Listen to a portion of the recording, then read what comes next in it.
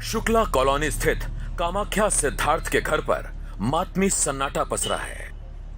परिजन समझ ही नहीं पा रहे हैं कि एक बेहतरीन और सेहतमंद खिलाड़ी के तौर पर पहचान रखने वाला सिद्धार्थ कैसे दौड़ पूरी करने से पहले ही ट्रैक पर गिरा और उसकी मौत हो गई। पिता का आरोप है कि उनका बेटा कुव्यवस्था का शिकार हुआ है। जिस इवेंट में जहाँ पे रनिंग का वो जैसा कि मेरे को बताया गया था कि 500 मीटर ही रह गया था लास्ट में करने के लिए, और ये उसके साथ जो डॉक्टर नंदिनी जो कि वहाँ एम्बुलेंस के 3 एम्बुलेंस पे शायद एक ही डॉक्टर है, वो कह रहे थे कि उसके साथ जो है वहाँ पे जैसे ही गिरा वो एम्बुलेंस असिस्टेंट उसको उठा के एम्बुलेंस में डाला और हम लोग 10 मिनट में इमरजेंसी में पहुँच गए। मेरे को ये जानना है कि उस एम्बुलेंस में उसको क्या ट्रीटमेंट दिया गया। दूसरा कि इमरजेंसी में जो लाइन ऑफ ट्रीटमेंट थी वो हम लोग को बताया गया कि उसने यूरिन पास किया है। उसके बाद ये भी बताया गया कि सीटी स्कैन आया वो नॉर्मल है, लंग्स उसका नॉर्मल है, और ईसीजी किया गया हार्ट का वो भी नॉर्मल है। तो फिर ये इतनी बड़ी दुर्घटना हो कैसे गई?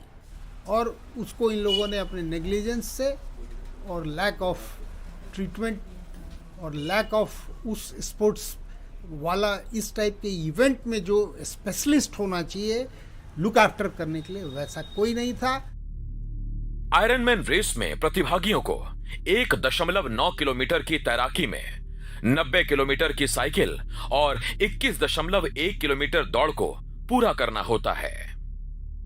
परिजनों का आयरनमैन 70.3 के आयोजकों पर यह भी आरोप है कि यह आयोजन सिर्फ पैसा कमाने के मकसद से किया गया।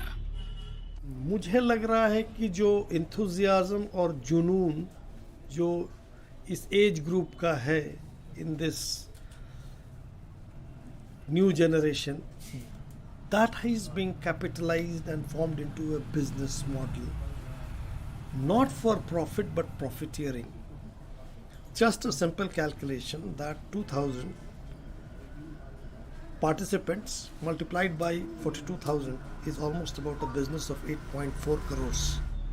सिद्धार्थ के परिवार वाले पूरे मामले की जांच की मांग पर अड़े हैं और कानूनी कार्रवाई की भी चेतावनी दे रहे हैं। मैं बस यही बोलना चाहता हूँ कि मेरा भाई तो चला गया, लेकिन मैं नहीं चाहता हूँ कि ऐसे इवेंट में किसी और का परिवार वो लॉस फेस करे जो मैं और हमारा परिवार फेस कर रहा है। और मैं चाहता हूँ कि एक इंडिपेंडेंट एजेंसी इस पूरे मामले की जांच करे और जो पुअर इंफ्रास्ट्रक्चर और मैनेजमेंट जो ओवरऑल इस सिचुएशन को जिसने जन्म दिया है इसकी कार्रवाई हो और इसकी जांच हो गोवा सरकार के थ्रू। परिवार इस सदमे से न जाने कब तक उबर पाएगा, लेकिन सही जांच और कानूनी कार्रवाई से हो सकता है कि उनका दुख कुछ कम हो।